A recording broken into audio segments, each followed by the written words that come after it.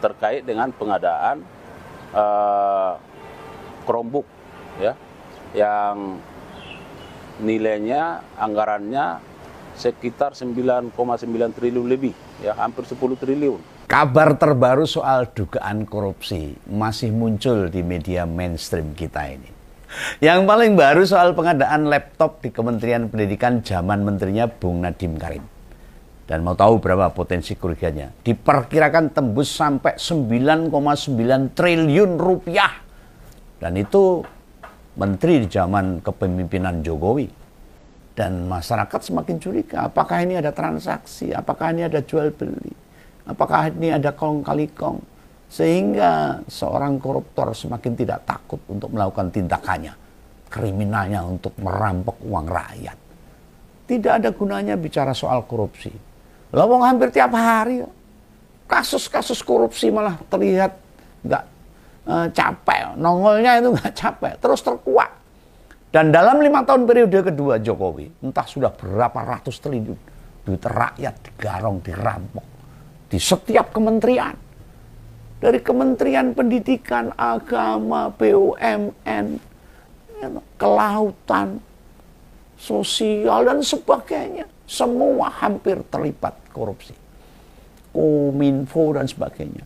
Tidakkah dari berbagai kasus yang terbuka memperlihatkan bila komitmen Jokowi waktu itu buat memberantas korupsi hanya janji-janji belaka zong.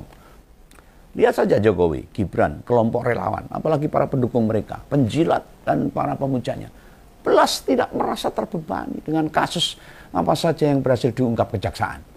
Lah jebulnya itu. Ternyata itu. Di periode kedua Jokowi malah bisa lebih buruk dibandingkan periode kedua zaman Pak BY dulu. Pas zaman Pak BY yang tersangkut korupsi kebanyakan menteri. Orang-orang Demokrat langsung, pelakunya jelas kalangan tertentu dan semua sudah diproses dan masuk penjara. Dan baru beberapa tahun yang lalu keluar dari ketua umumnya Demokrat, bendaharanya dan sebagainya. Sedangkan sing saiki yang sekarang bukan sekedar pelaku dari berbagai kalangan, namun juga banyak tempat di banyak lokasi. Korupsinya tidak hanya di kementerian.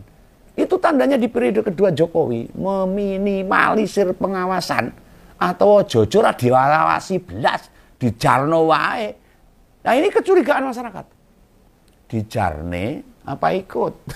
Dan dia ini harus dicontohkan dari presidennya, dari menterinya harusnya.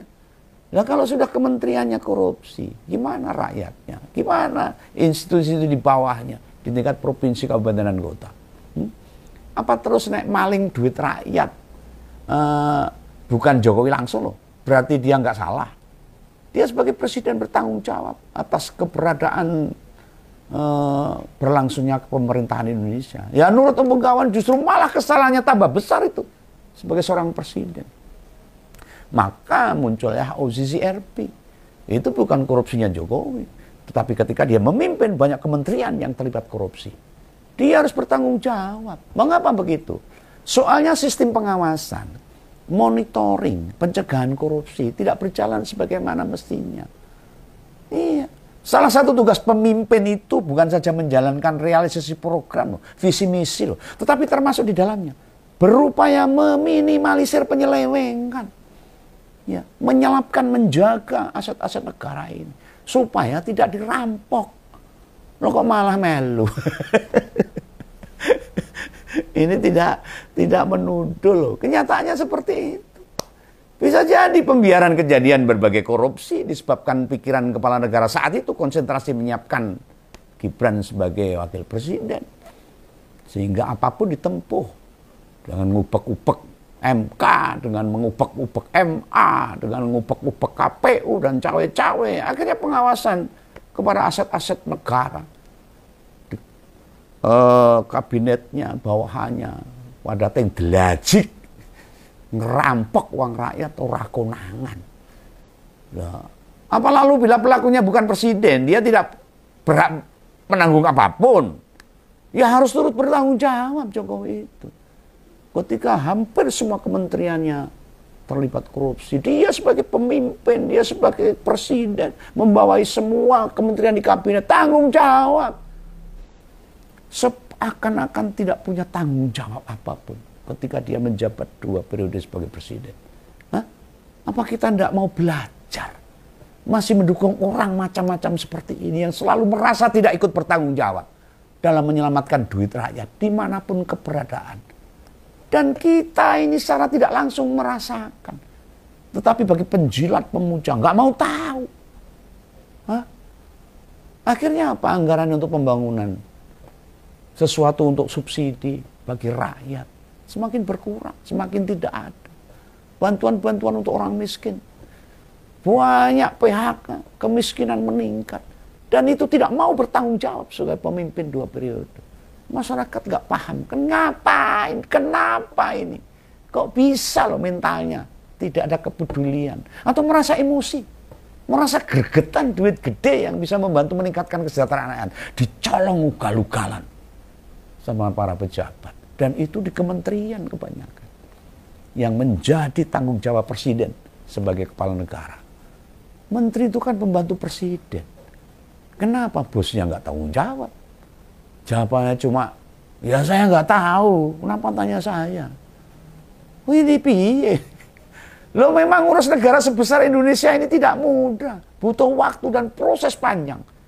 Ini jelas pembiaran yang dilakukan oleh Jokowi waktu itu, selama 2 periode. Yang terkhusus periode kedua, dablek dan gak peduli sama rakyat.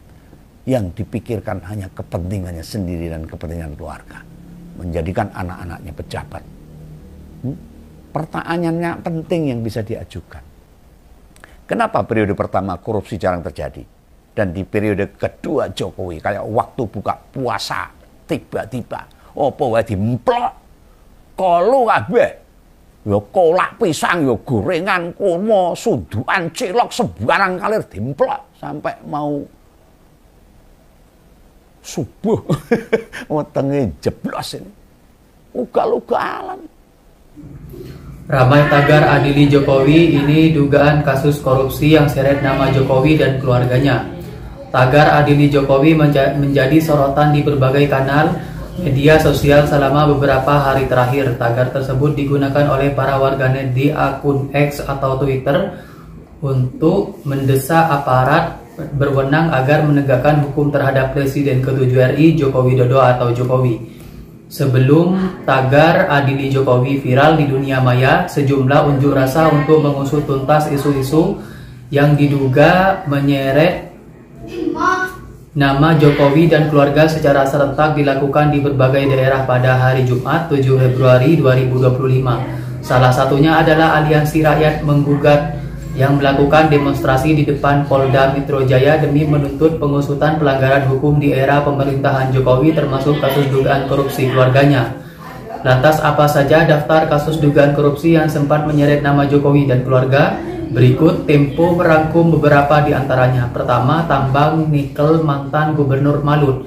Mantan Gubernur Maluku Utara Abdul Ghani Kasuba mengungkapkan adanya blok Medan dalam persidangan di Pengadilan Negeri Ternate pada hari Rabu 31 Juli 2024. Kedua, dugaan TPPU Gibran dan Kaisang. Dosen Universitas Negeri Jakarta, Ubaidillah Badru melaporkan 2 putra Jokowi, Gibran Rakabuming Raka dan Kaisang Pangarep di Komisi Pemberantasan Korupsi pada Senin 10 Januari 2022. Laporan tersebut berkaitan dengan dugaan tindak pidana pencucian uang atau TPPU.